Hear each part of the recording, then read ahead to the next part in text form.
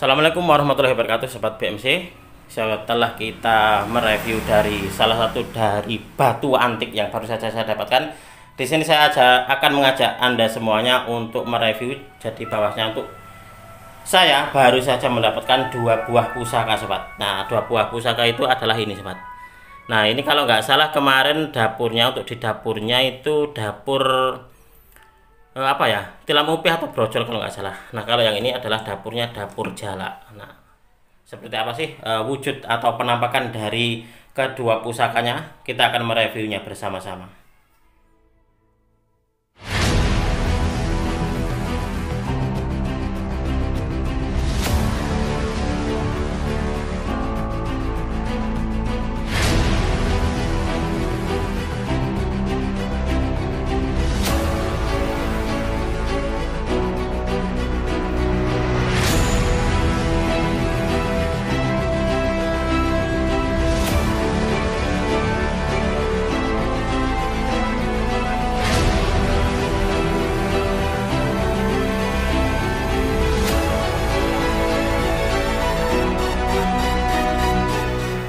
Oke, Sobat BMC, sebelum saya mengajak Anda semuanya untuk lebih jauh lagi belajar tentang dunia Tosan Aji, di sini sekali lagi saya ingin mengajak bagi sobat semuanya untuk melihat-lihat bahwasanya kapan hari kemarin dan juga ini tadi saya mendapatkan dua buah pusaka. Jadi dua buah pusaka ini bisa dibilang pusakanya sangat menyenangkan sekali, jadi sangat luar biasa sekali. Yang pertama adalah ini, Sobat. Nah, untuk di pusaka ini dari warangkanya ini adalah warangka Gayaman Sulu, nah, atau Gayaman Surakarta. Kalau untuk di kayunya kemungkinan ini adalah kayu Timoho, Sobat. Nah, jadi seperti ini. Di antara di Solo dan juga di Jogja itu di dalam pemahaman warangka atau kayu itu berbeda. Jadi kalau di Solo, kalau nggak salah untuk di first classnya atau kelas utamanya atau yang paling utama dalam kayu warangka, dibuat warangka gitu, itu adalah cendana wangi. Nah, cendana wangi kalau untuk di ini Timoho itu di bawahnya cendana wangi. Tapi kalau untuk di Jogja, nah ada yang bilang bahwasanya kalau di Jogja itu kelas utama kayunya adalah kayu Timoho, dan untuk di Cendana Wangi itu di bawahnya Timoho. Jadi berbeda.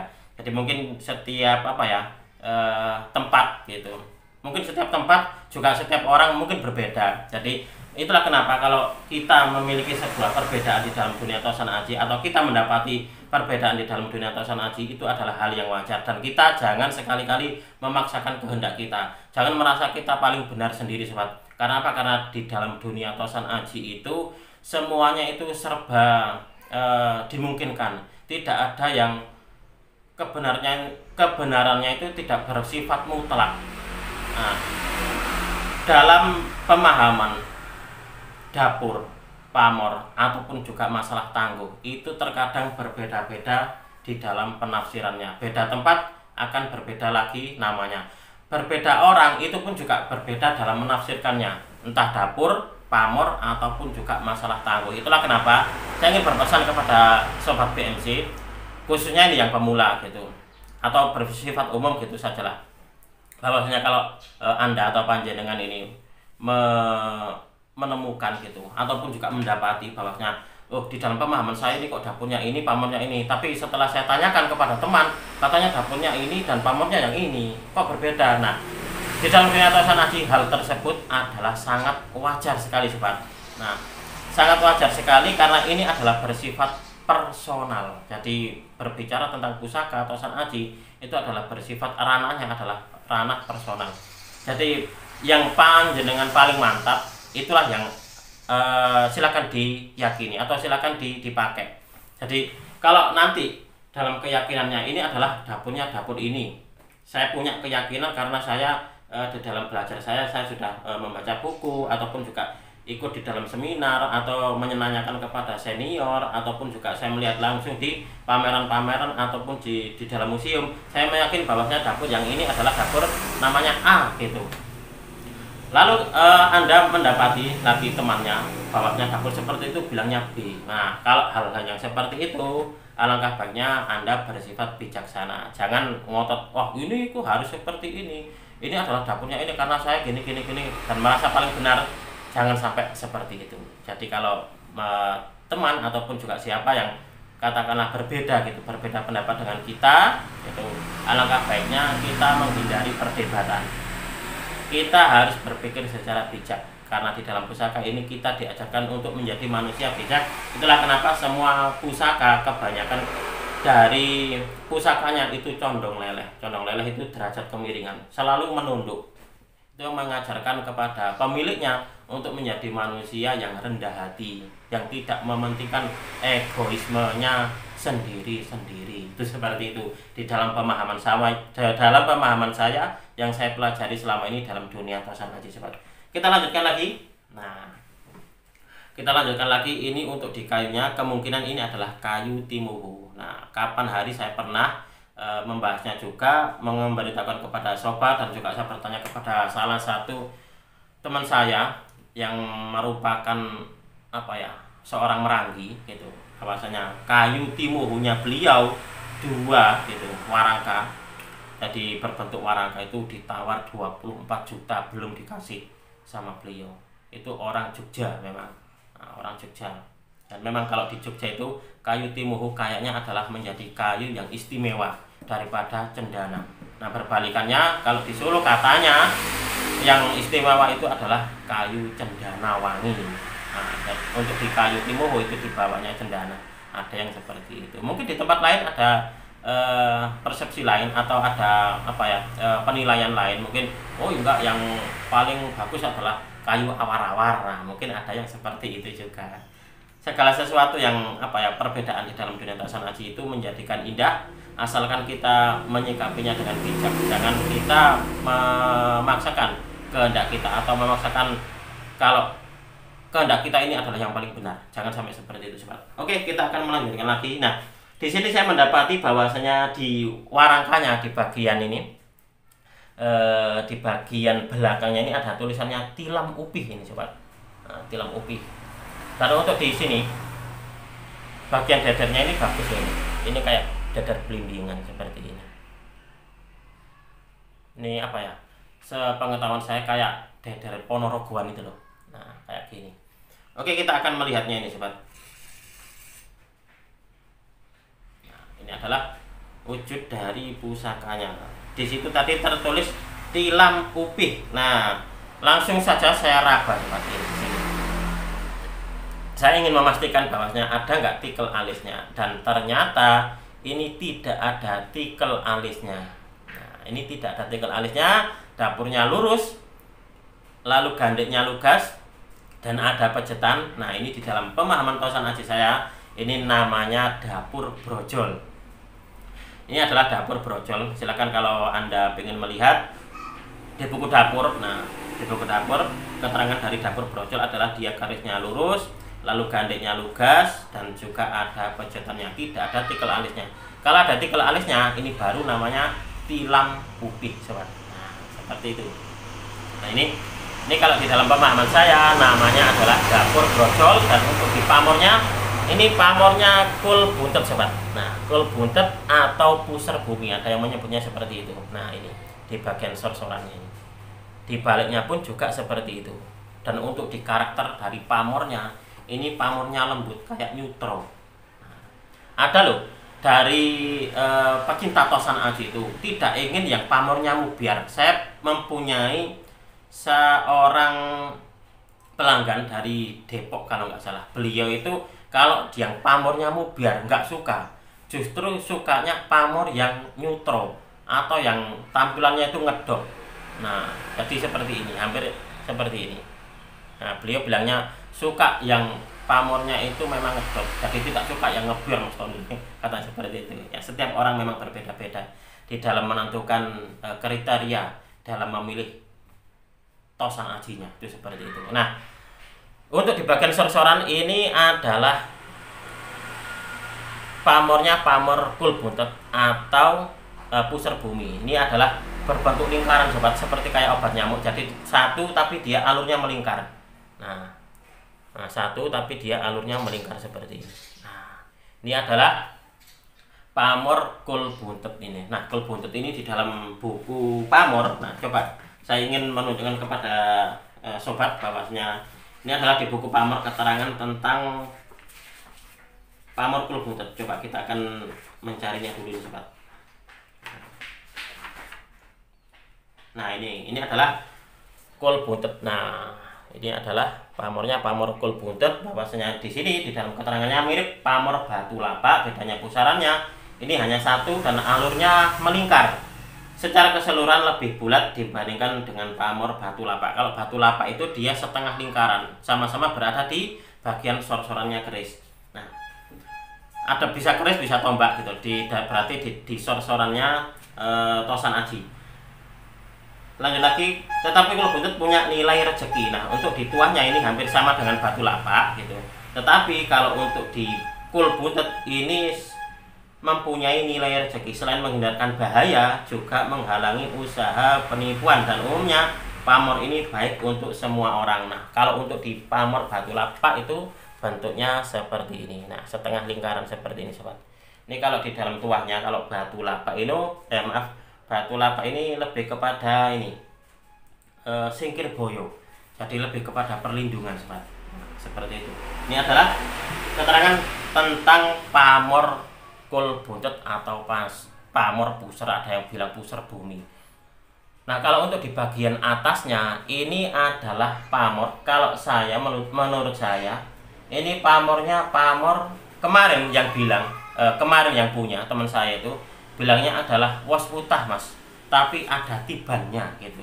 Yang dimaksud tibannya ini kemungkinan besar adalah pamor udan mas tiban, karena memang di sini sobat saya melihat memang ada pamor udan mas tiban. Mungkin di antara sobat ini biar lebih ini ya, lebih jelas gitu. Mana Mas Tony yang dikatakan Mas Tony tadi, kok pamornya neutro, dia berbentuknya lembut banget dan juga tidak mubiar, dan juga ini untuk di pamor udan mas tiban. Kepingin tahu, saya akan membalik untuk kameranya sobat.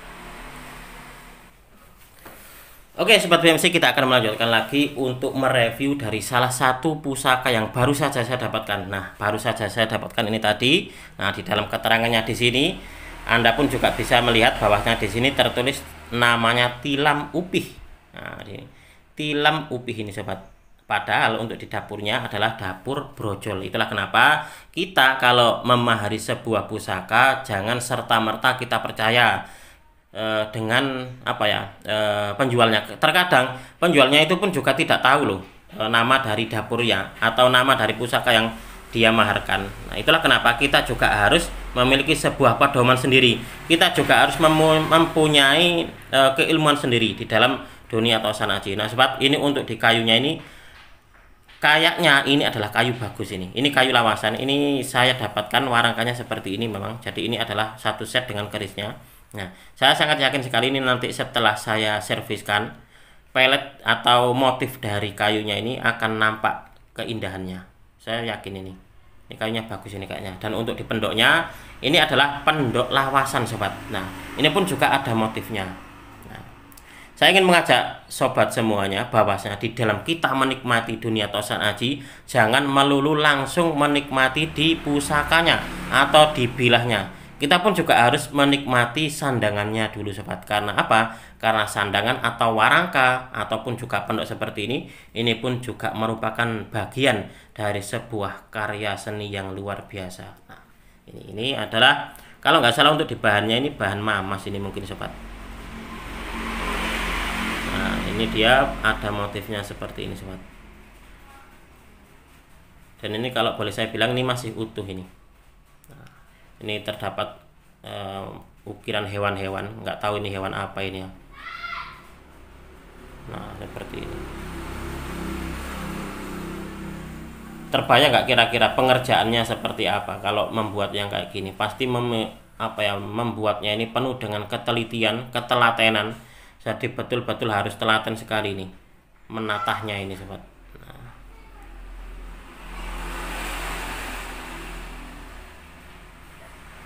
Ini adalah salah satu karya dari tangan-tangan terampil dari para leluhur kita dahulu. Nah, ini seperti ini. Ini sangat luar biasa sekali. Oke, kita akan melanjutkan lagi sobat untuk melihat dari bilahnya. Nah, ini adalah pamornya, pamor kul buntet. Nah, seperti ini. Ini pamornya sangat lembut sekali ya. Jadi untuk di alurnya itu dia tidak besar-besar atau garis motif dari pamornya di alurnya kecil-kecil gini. Nah, seperti ini. Nah, ini yang kemarin dibilang bahwasanya oleh teman saya pemiliknya itu adalah pamornya pamor wos wutah Mas Tony. Nah, wos wutah ini tapi ada tibannya. Nah, tibannya ini adalah pamor udan mas tiban. Nah, seperti halnya di sini kita mendapati pamor udan mas tiban di bagian sini sobat. Nah, di sini. Lalu di bagian atas, nah di sini. Nah, ini. Lalu di sini. Nah, ini adalah pamor udan mas tiban. Nah, lalu di bagian sini. Nah, lalu seperti ini. Nah, ini. Nah, ini banyak sekali pamor udan masnya tiban di pamor wos wutah. Coba saya akan mengajak sobat semuanya untuk melihat dari keterangan di buku pamor. Saya mendapati sebuah keterangan tentang pamor titipan. Nah, di sini kalau Anda melihat ada keterangan pamor batu lapak. Nah, ini batu lapak, lalu ada nih udan mas. Nah, udan mas, lalu ada puser bumi. Nah, di sini kalau Anda melihat udan masnya ini berupa pamor titipan karena dia berada di pamor dominan. Nah, kalau di sini kayaknya adalah pamor wosutah. Ini yang pamor dominan atau pamor utama. Dan untuk di udan masnya ini adalah pamornya pamor titipan atau biasa disebut pamor tiban. Coba akan kita baca bersama biar kita menambah pengetahuan kita dalam dunia tosan aji. Pamor ini berbentuk rangkaian kecil yang merupakan perlambang atau tuah tertentu dan pamor ini jarang berdiri sendiri. Nah, pamor titipan itu jarang berdiri sendiri. Umumnya tergabung dengan pamor lain yang lebih dominan, antara lain beras putah atau wosutah, pulau tirto atau pedaringan kebak. Dan pamor ini ada yang merupakan pamor tiban. Nah, tidak disengaja dibuat seperti pamor rahala, pamor dikiling, pamor ingkal, pamor putri kinurung, gedong mingkem, jung isi donyo, telok romembleng, dan lain-lain. Pamor titipan yang merupakan pamor rekan antar lain yang terkenal adalah Kuto Mesir, Kul Buntet, Udan Mas, Watu Lapak, dan lain-lain. Pamor titipan yang merupakan pamor tiban dibuat bersama dengan pamor lainnya, sedangkan yang rekan biasanya dibuat setelah pamor dominan jadi, merupakan pamor yang disusulkan. Nah, kalau di sini keterangannya adalah pamor titipan. Nah, titipan ini di sini ada pamor udan mas. Dalam keterangan di sini ini adalah pamor titipan. Kalau menurut dari pengetahuan tosan aji saya sobat, dan juga yang selama ini saya ikuti di dalam perkembangannya dunia tosan aji di teman-teman, bahwasanya pamor yang bentuknya tidak dominan atau dia menyelip di pamor dominan seperti kayak udan mas, kebanyakan memang udan mas seperti ini disebutnya pamor tiban. Nah, seperti itu sobat. Jadi keberadaannya ini merupakan sebuah anugerah tersendiri dari Tuhan Yang Maha Kuasa. Jadi diibaratkan seperti kayak rezeki yang tidak terduga, itu karunia yang tidak terduga. Nah, seperti itu saya memahaminya tentang pamor tiban itu sobat. Nah, seperti ini adalah pamor. Berarti ini bisa dikatakan ada 3 pamor yang menghuni dari bilah dapur brojol ini sobat. Pertama adalah kul buntet, yang kedua adalah pamor wos wutah, dan yang ketiga adalah pamor udan mas tiban. Ini sangat luar biasa sekali ini. Ini saya terus terang sekali mendapatkan pusaka-pusaka bagus yang bisa dikatakan pusaka super. Ini dari teman saya ini. Saya sangat sering sekali mendapatkannya dari beliau. Pusaka-pusaka istimewa. Sangat luar biasa sekali ini. Dia dalam berburu pusaka itu kayaknya sudah punya radar tersendiri. Di sana ada pusaka bagus, di sana ada pusaka bagus. Saya kok meyakinkan seperti itu. Karena apa? Karena memang yang dia tampilkan gitu loh, yang dia tawarkan itu rata-rata adalah pusaka yang bisa dikatakan pusaka-pusaka berkelas. Sebenarnya kemarin itu juga ditawarkan kepada saya salah satu dari pusaka yang istimewa pamornya itu Tejo Kinurung, tapi saya tidak berhasil memaharinya karena terbentur masalah dana sobat. Oke sobat, mungkin untuk di video ini cukup sekian, saya akhiri cukup di sini. Kita akan melanjutkan lagi untuk mereview di pusaka yang kedua yang baru saja saya dapatkan. Mudah-mudahan untuk di video ini bisa sedikit menambah pengetahuan sekaligus juga wawasan baru khususnya bagi Anda para pecinta tosan aji pemula di dalam belajar babakan tosan aji. Marilah kita bersama-sama, saya ingin mengajak kalian untuk selalu cinta, selalu gini, mengenal, mencintai, merawat dan melestarikan tosan aji Nusantara. Karena harapan saya dalam video ini, para generasi penerus dari Nusantara ini cinta akan budayanya sendiri. Jangan sampai kita membenci apalagi takut dengan budayanya sendiri, karena kita adalah pewaris dari budaya ini.